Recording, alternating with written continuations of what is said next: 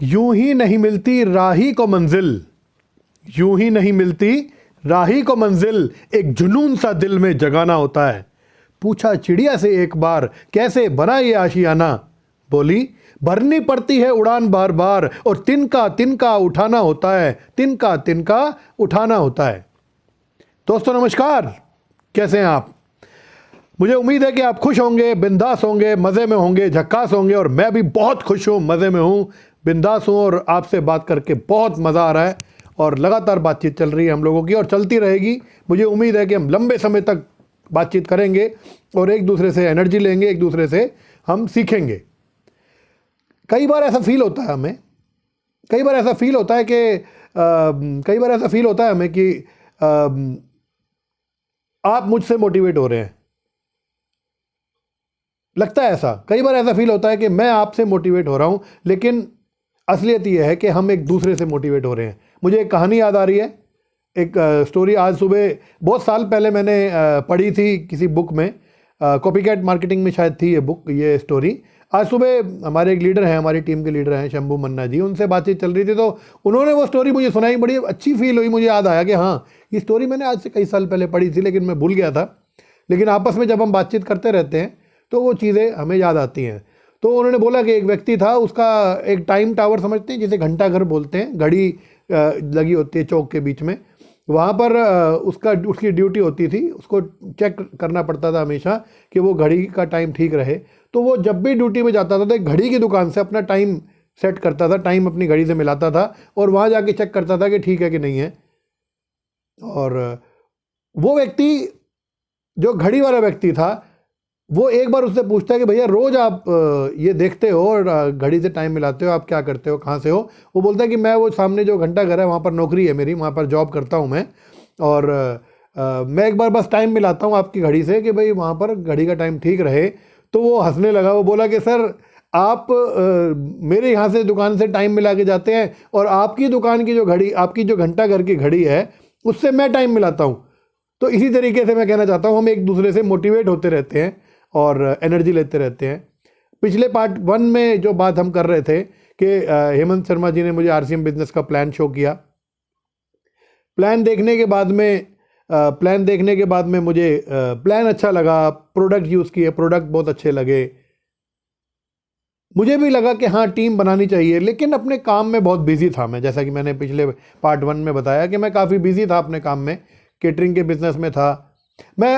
ऐसे जो साथी अगर है जो पहली बार ये वीडियो देख रहे हैं, तो मैं उनसे रिक्वेस्ट करूंगा कि पार्ट 1 अगर वो देख लेंगे तो आपको ज़्यादा फ़ायदा होगा, और ये वीडियो को पार्ट्स 1 2 3 4 करके देखेंगे तो ज़्यादा आपको मज़ा आएगा, क्योंकि मेरी जो स्टोरी है वो इस तरीके से आगे पार्ट वाइज चलेगी। तो हम बात कर रहे थे कि मेरा केटरिंग का बिज़नेस था, आरसीएम बिज़नेस का प्लान देख लिया, प्लान देखकर अच्छा लगा।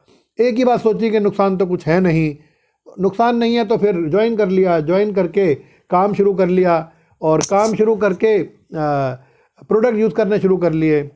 मेरे अपलाइन हेमंत शर्मा जी के फ़ोन आने लगे कि सर आओ चलो मीटिंग रखो। होम मीटिंग के बारे में बताते थे मुझे, सेमिनार्स के बारे में बताया करते थे, मीटिंग्स के बारे में बताते थे, अपलाइन काउंसलिंग के बारे में बताते थे। वो बोलते थे कि एक बार आप टाइम निकालो और एक बार हेमंत जी, रामकिशन सर से टाइम लेते हैं, एक बार बैठ के उनसे काउंसलिंग कराता हूँ आपकी मैं। तो ऐसे करके वो बार बार फॉलोअप उनके होते थे, फ़ोन आते थे। कभी मैं फ़ोन उनका उठा लेता था, कभी फ़ोन नहीं उठाता था, कभी इग्नोर कर देता था, कभी अच्छे पर्सनैलिटी थी, उनसे मिलता था तो अच्छी बातें सुनने को मिलती थी, अच्छे उनके विचार थे, तो कई बार अच्छा भी लगता था, कई बार काम में बिजी होता था तो झुंझला भी जाता था। मिली जुली सी चल रही थी। कभी कभी वो सीधा मेरे ऑफिस में भी आ जाते, कभी फ़ोन करके भी आ जाते। तो इस तरीके से उनका फॉलोअप चलता रहा। तो यहाँ से मेरी गलती तो ये रही कि मैं अपनी अपलाइन को बहुत दिनों तक इग्नोर करता रहा, उनकी बात का मैंने कहना नहीं माना। और आपको मैं यहां पर एक बात कहना चाहता हूं कि अगर आप आरसीएम बिजनेस में ज्वाइन हो चुके हैं, तो आपकी अपलाइन अगर आपको फॉलो कर रहे हैं, तो जैसा मैंने अपना करीब करीब 1 साल खराब किया, आप मत करना। अपनी अपलाइन के साथ बैठकर एक बार जरूर समझो, सीखो कि किस तरीके से आपका काम जो चल रहा है जिसमें आप बिजी हैं वो भी चलता रहे और उसके साथ साथ आप आरसीएम बिजनेस में भी आगे बढ़ें। तो ऐसा कोई बीच का रास्ता, क्योंकि आपके अपलाइन के पास में अनुभव है और आपके पास अनुमान है। मेरा मानना यह है कि अनुमान कभी कभी गलत हो जाता है, लेकिन अनुभव अधिकतर ठीक रहता है, क्योंकि वो प्रैक्टिकल फील्ड से उस हमको करते हुए आ रहे हैं। तो अगर आप अपलाइन के साथ बैठकर उनकी बात को सुनने की और समझने की कोशिश करेंगे तो फिर आपको इससे बहुत फ़ायदा होगा। तो जो गलती मैंने की वो गलती आप मत करना, अपनी अपलाइन की टच में रहना। मैं मानता हूँ आप अपने काम में बिजी हो सकते हो, आप अपने पढ़ाई में बिजी हो सकते हो, आपकी पहली प्राथमिकता आरसीएम नहीं है अभी। आपकी पहली प्राथमिकता वो काम है जिस काम में आपका घर चल रहा है, आपके रोजगार चल रहा है, आपका घर, ये सारी चीज़ें चल रही हैं। आरसीएम तो अचानक अब आपके जीवन में आ गया, तो लेकिन उसको भी ये एक अच्छा अपॉर्चुनिटी है। डायरेक्ट सेलिंग का बहुत बड़ा फ्यूचर है, डायरेक्ट सेलिंग का बहुत बड़ा इसका स्कोप है। और एक गलती और मैंने ये भी गलती की कि मैंने आरसीएम बिजनेस को बिजनेस नहीं समझा।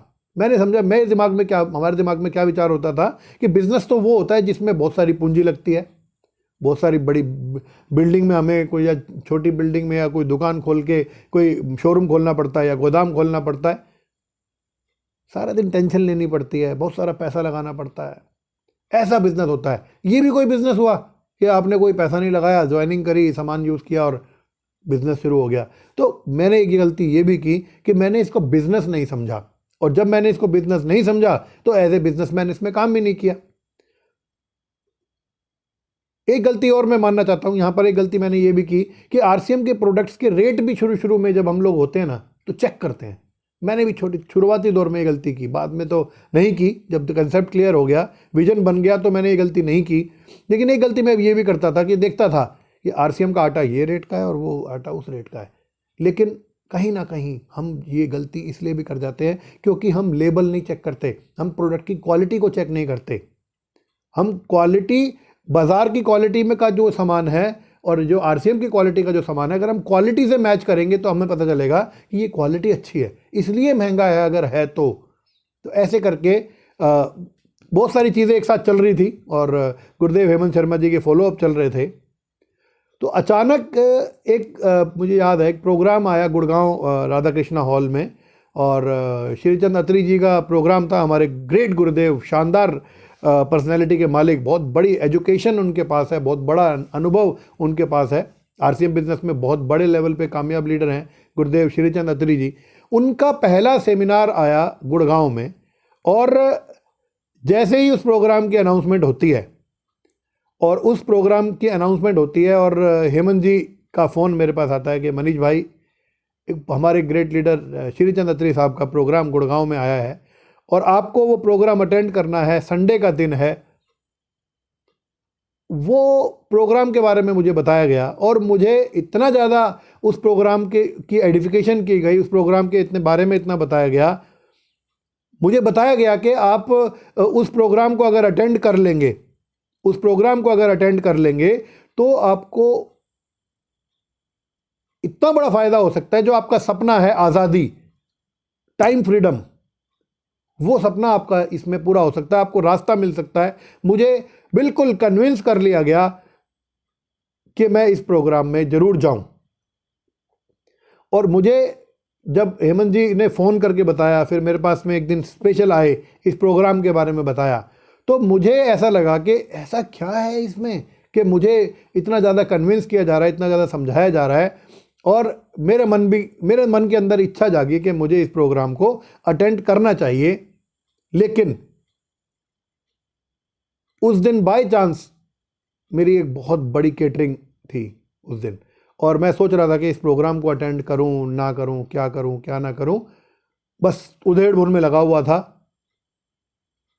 कि 10 मिनट हो गए, 10 मिनट वीडियो में हो गए, वीडियो बनाते हुए हो गए। इसलिए हम आज के वीडियो को यहाँ पर रोकेंगे और मैं बताऊंगा आपको पार्ट 3 में कि किस तरीके से मैंने मैनेज करके, वो सेमिनार मैंने देखा था, वो सेमिनार मेरे लाइफ चेंजिंग सेमिनार था, वहीं से ही बदलाव मेरे जीवन में आया। लेकिन किस तरीके से उसको मैनेज करके मैंने प्रोग्राम देखा और उस प्रोग्राम में मैंने क्या देखा, क्या सीखा, क्या समझा कि मैं आरसीएम के प्रति दीवाना हो गया, डायरेक्ट सेलिंग के प्रति मेरा जुनून जाग गया और मैं इसमें आगे बढ़ना शुरू हुआ और काम करना शुरू किया। पार्ट 3 में हम इस बारे में बातचीत करेंगे। जय हिंद, नमस्कार।